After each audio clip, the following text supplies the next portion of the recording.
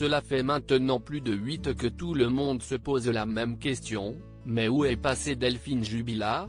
La jeune infirmière de 33 ans est portée disparue depuis le 16 décembre 2020, un jour seulement après avoir pris ses vacances.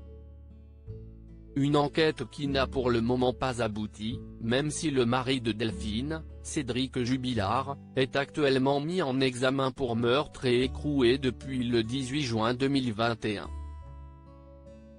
Une situation insoutenable pour les proches de la jeune femme, qui pointe du doigt celui avec qui elle a 2 enfants, Louis, 6 ans, et Elia, 2 ans.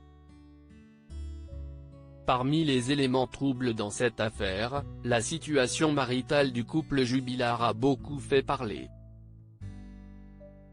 Plus vraiment amoureuse de son mari, Delphine entretenait une relation extra-conjugale avec celui que l'on nomme son amant de Montauban et elle souhaitait divorcer avec Cédric.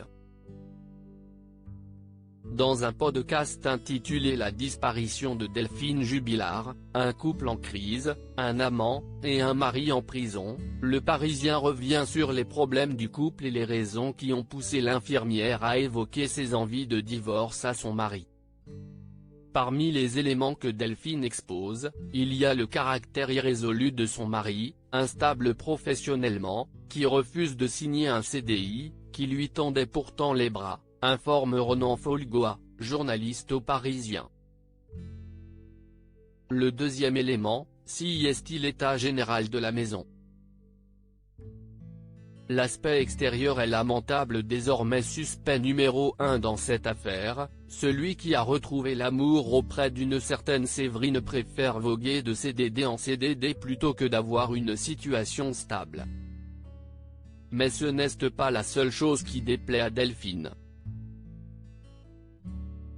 Le deuxième élément, si est-il l'état général de la maison. L'aspect extérieur est lamentable. Elle le sait Delphine, elle lui en parle, mais visiblement ça ne percute pas. Cédric, lui, est accommodé de ce paysage un peu étrange.